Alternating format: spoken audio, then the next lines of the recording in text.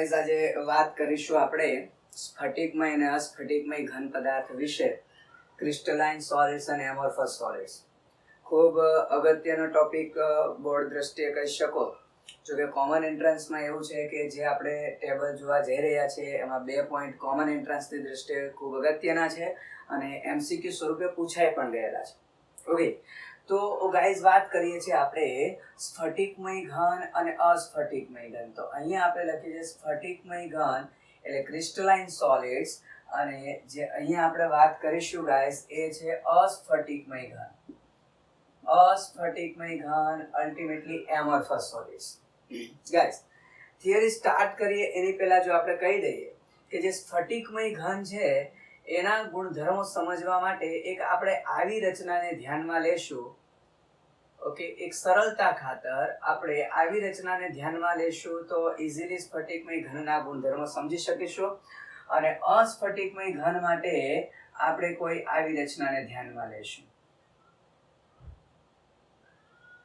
Okay, તો અસ્ફટિકમય ઘન માટે આવી રચના ધ્યાનમાં લેશું. ઓકે, માની લેજો કે આ બધા એક સરખા અંતરે આપણે ડ્રો કરેલા છે. આ બધા છે તે કોઈ ઘટક પરમાણુ સૂચવે છે. આ બધા પોઈન્ટ છે એ કોઈ ઘટક પરમાણુ સૂચવે છે. તો ગાઈઝ આને આવી રચના ઉપરથી આપણે ઇઝીલી સમજી શકીએ. તો સ્ટાર્ટ કરીએ તો પહેલી જ વસ્તુ આપણે કહી દઈએ કે સ્ફટિકમય ઘન છે એમાં દરેક પરમાણુ એક સરખા અંતરે છે. એનો મતલબ બધી બંધ લંબાઈ છે એ સમાન છે. બજે ગમે તે બે પરમાણુ વચ્ચેની બંધ લંબાઈ જો આપણે ધ્યાનમાં લઈએ તો એ સમાન છે ગાઈસ. એટલે અલ્ટિમેટલી દરેક પરમાણુ એકબીજાથી ચોક્કસ અંતરે છે તો એનો આકાર કેવો હોય? ફિક્સ હોય, નિશ્ચિત હોય. તો શોર્ટ એન્ડ સિમ્પલ કહીએ કે સ્ફટિકમય ઘન પદાર્થ છે એને આકાર કેવો હોય? નિશ્ચિત હોય, નિશ્ચિત આકાર હોય. જ્યારે અહીંયા શું કહીએ દોસ્તો કે અહીંયા બે પરમાણુ વચ્ચેનું અંતર કહીએ, ઓકે, અને અહીંયા બે પરમાણુ વચ્ચેનું, તો અંતર જુદું જુદું છે. એનો મતલબ બંધ લંબાઈ જુદી જુદી છે, તો બંધ એન્થાલ્પી જુદી જુદી હોય. ઓકે, તો એનો આકાર ફિક્સ ન કહી શકાય. તો આપણે વાત કરીએ છીએ કે અસ્ફટિકમય ઘન પદાર્થ છે અને અનિશ્ચિત આકાર હોય છે. કોઈ આકાર ફિક્સ હોતો નથી ગાઈસ. ઓકે, સેકન્ડ પોઈન્ટ કહીએ કે બધી બંધ લંબાઈ સરખી છે. એનો મતલબ માની લો કે આ બંધ છે કે સરળતા ખાતર ધારી લઈએ કે 375 કેલ્વિન તાપમાને તૂટે છે. ઓકે, તો દરેકે દરેક બંધ લંબાઈ સરખી છે તો બધા બંધની બંધ એન્થાલ્પી સરખી હોય. એનો મતલબ એક બંધ 375 કેલ્વિન તાપમાને તૂટે છે તો બધા બંધ 375 કેલ્વિન તાપમાને તૂટતા હોય. એનો મતલબ આ પ્રકારના ઘનનું ગલનબિંદુ કેવું હોય? નિશ્ચિત હોય, ફિક્સ ગલનબિંદુ હોય. ઓકે, કારણ કે એક સાથે બધા બંધ તૂટે છે તો નિશ્ચિત અને લાક્ષણિક, નિશ્ચિત ગલનબિંદુ છે. અને આપણે ક્યાં છે? સ્ફટિકમય ઘન પદાર્થની આ લાક્ષણિકતા છે. એનું ગલનબિંદુ કેવું હોય? ફિક્સ હોય, નિશ્ચિત હોય. એટલે અહીંયા શું કહે દોસ્તો કે આ બંધ લંબાઈ ટૂંકી છે તો માની લો આ બંધને તૂટવા માટે વધારે ઉષ્મા જોઈએ. સપોઝ કહી દે 350 કેલ્વિન, એને વધારે ઉષ્મા જોઈએ છે માની લે. પણ આ બંધ લંબાઈ મોટી છે તો ઇઝીલી તૂટી જશે. તો બંને બંધની બંધ એન્થાલ્પી જુદી જુદી હશે કારણ કે બંધ લંબાઈ જુદી જુદી છે. ઓકે, તો માની લો કદાચ બની શકે કે આ છે તે 310 કેલ્વિને તૂટે છે. તો હું આ પદાર્થનું ગલનબિંદુ ફિક્સ ન કહી શકું. હું એમ ન કહી શકું કે આ 310 કેલ્વિન જ છે, આનું કે 350 કેલ્વિન છે ગલનબિંદુ. ગલન. મારે જો આ પ્રકારના પદાર્થ માટે ગલનબિંદુ કેવું હોય તો આનો મતલબ એવો થાય કે 310 કેલ્વિન તાપમાને પીગળવાની શરૂઆત થઈ ગઈ અને હજુ તાપમાન વધારતા ગયા બજે ત્યારે 350 સંપૂર્ણપણે પીગળી ગયો. એટલે અહીંયા તાપમાનનો ગાળો હોય, રેન્જ હોય. મારે કેવું હોય તેમ કહી શકું કે આ પદાર્થ 310 થી 350 કેલ્વિન તાપમાને પીગળે છે. બાકી ગલનબિંદુ ફિક્સ ન હોય, તાપમાનનો શું હોય? ગાળો હોય. તો ભાઈ એને ગલનબિંદુ નિશ્ચિત હોતો નથી. ગલનબિંદુ નિશ્ચિત ન હોય પણ એની બદલે શું હોય? એને તાપમાનનો ગાળો હોય ગાઈસ. તાપમાનનો ગાળો હોય. ક્લિયર છે? ઓકે, ચલો. બધા બંધ એક સરખા તાપમાને તૂટે છે. અહીંયા આપણે ધારી લીધું 375 કેલ્વિન તાપમાને તૂટે છે. તો આ તાપમાને ઓકે જેટલી ઉષ્મા હશે કે આ તાપમાને રિલેટેડ જેટલી ઉષ્મા હશે કે જે ઉષ્મા બંધ તોડવા માટે જવાબદાર છે તો એ ઉષ્માને આપણે શું કહીશું? બંધ એન્થાલ્પી. તો બધા એક સરખા તાપમાને તૂટે છે એનો મતલબ બધાને તૂટવા માટે એક સમાન ઉષ્મા જોઈએ છે. તો બધાની ગલન એન્થાલ્પી કેવી થઈ ગઈ? સમાન. તો ગલન એન્થાલ્પી કેવી હોય? ફિક્સ હોય, ચોક્કસ હોય, નિશ્ચિત હોય. તો નિશ્ચિત ગલન એન્થાલ્પી છે. ત્યારે અહીંયા પછી જુદા જુદા તાપમાને બંધ તૂટે છે, તો દરેક બંધને તૂટવા માટે જુદી જુદી ઉષ્માની જરૂર પડે છે. તો ગલન એન્થાલ્પી કેવી હોય? અનિશ્ચિત. તો અનિશ્ચિત ગલન એન્થાલ્પી હોય છે ગાઈસ, અનિશ્ચિત ગલન એન્થાલ્પી. ક્લિયર? ચોથો પોઈન્ટ ગાઈસ, થિયરી સ્ટાર્ટ કરતા પહેલા મેં કીધું હતું કે 2 પોઈન્ટ એવા છે કે જે કોમન એન્ટ્રન્સમાં પૂછાઈ ગયેલા છે. જે 2 પોઈન્ટમાંથી એક પોઈન્ટ અહીંયા છે. ઓકે, કે આ લોકો સ્વભાવે સાચા ઘન પદાર્થો છે, કે ટ્રુ સોલિડ્સ, સાચા ઘન પદાર્થો છે. ટ્રુ સોલિડ, કે એક સોલિડની વ્યાખ્યાયિત થયેલા જે ગુણધર્મો છે, કે ચોક્કસ અંતરે પરમાણુઓ હોય, આંતરાણુય આકર્ષણ પ્રબળ હોય, નિશ્ચિત આકાર હોય, ગલનબિંદુ નિશ્ચિત હોય.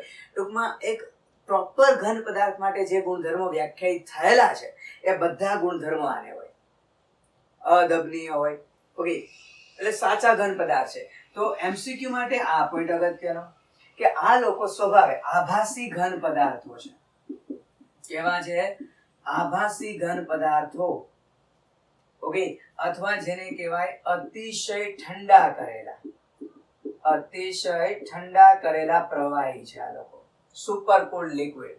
આ એમસીક્યુ પૂછાઈ ગયો છે કે નીચેના પૈકી કયો પદાર્થ છે તે આભાસી ઘન પદાર્થ. અલ્ટિમેટલી આપણે અસ્ફટિકમય ઘન પદાર્થ શોધવાનો છે. તો આભાસી ઘન પદાર્થ, જે રીતે રણ પ્રદેશમાં જતા હોય અને દૂર થોડુંક આપણને પાણી જેવો ભાસ થાય, હકીકતમાં ત્યાં પાણી નથી, પાણી જેવો ભાસ થાય. સેમ ટુ સેમ દેખાવમાં ઘન પદાર્થ છે. જેમ કે આપણે કહી દઈએ રબર, કાચ.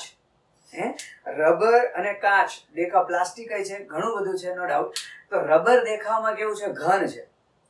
પણ હકીકતમાં રબર પાસે બધા ગુણધર્મો એવા નથી કે જે પ્રોપર ઘનને હોય. ઓકે, એ આભાસી ઘન પદાર્થના ગુણધર્મો ધરાવે છે. દબનીય છે રબર. તે કાચની વાત કરીએ, અમુક વર્ષો પછી કાચ, ઓકે, તમને ઘણાને અનુભવેલું પણ હશે કે માની લો કે જ્યારે બારીમાં કાચ ફિટ કરીએ તો કોઈ બી કાચની વાત કરીએ તો જનરલી એક સરખી આડછેદનું ક્ષેત્રવાળો, એટલે એક સરખી સપાટી વાળો કાચ હોય. એક સરખી ધારી લેજો ગાઈસ, એક સરખી સપાટી ધરાવતો કાચ.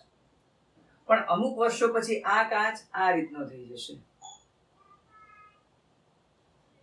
મારો કહેવાનો મતલબ, નીચેની બાજુથી કાચ કેવો થાય છે? પોળો થઈ જાય છે.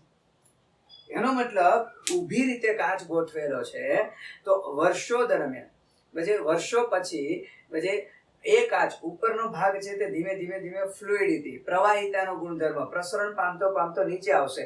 અને જે કાચ આ રીતનો હતો તે અમુક વર્ષો પછી આ રીતનો થઈ જશે. મીન્સ કે ઉપરથી એની સપાટી પતલી થઈ જશે, નીચેથી જાડી. તો શું થયું? ફ્લુઇડિટીની પ્રોપર્ટી, પ્રવાહિતાનો, દ્રવનો ગુણધર્મ છે. ઓકે, એટલે કાચ દેખીતી રીતે ઘન છે, પણ આમ જોવા જઈએ તો પ્રવાહિતાનો ગુણધર્મ તો કોને છે? પ્રવાહીને. પ્રસરણનો ગુણધર્મ પ્રવાહીને છે, વાયુને છે.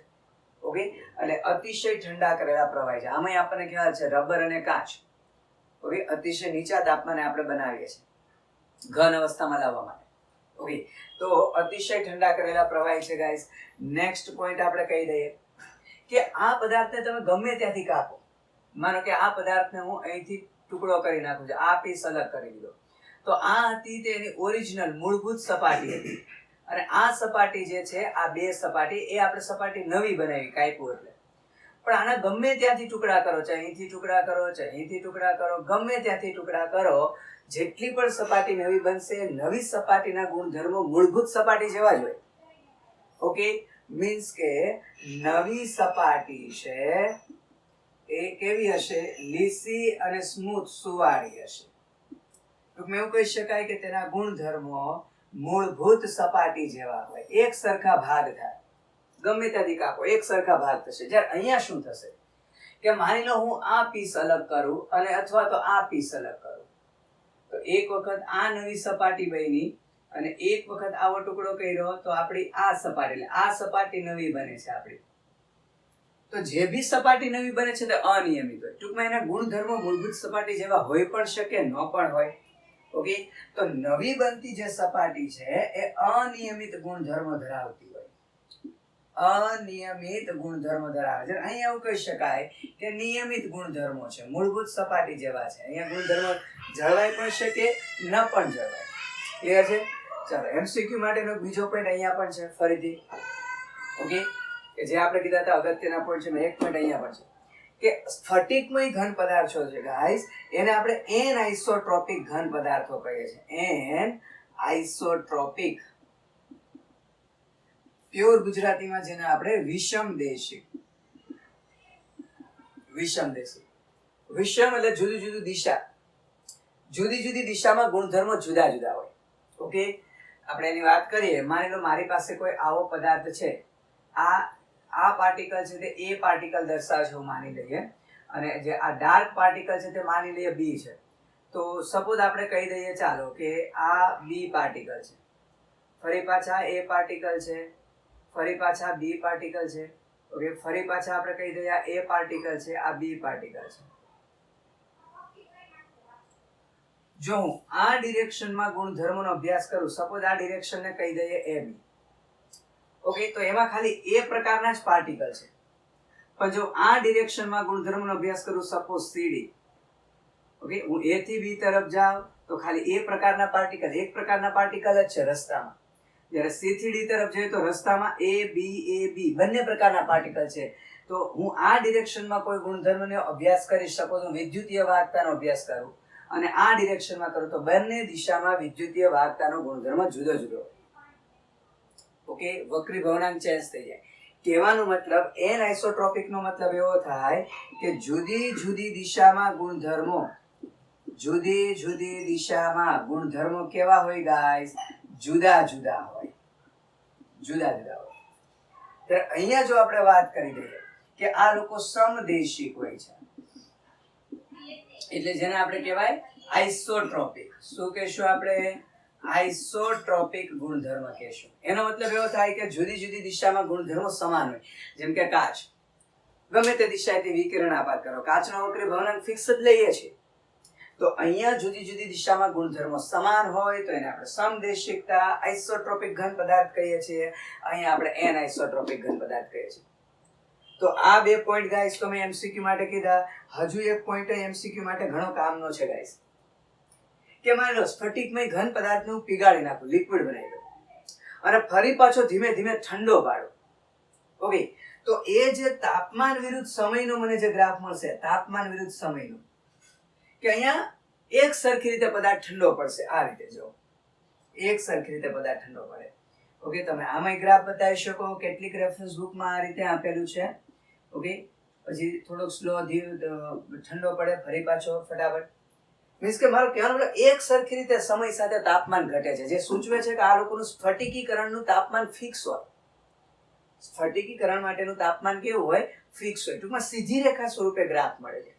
જ્યારે અહીંયા જો તમે આ અસ્ફટિકમય ઘન પદાર્થને એક વખત પીગાળી દો, અસ્ફટિકમય ઘન પદાર્થને પીગાળી દો અને પછી ધીમે ધીમે ઠંડો પાડો, તો બી એમાં ગ્રાફ આ રીતે સમય સાથે ગ્રાફ આવો મળે, વક્ર, કે એક સાથે પેલા તાપમાન ઘટી જશે, પછી એકદમ ધીમે ધીમે ઘટશે.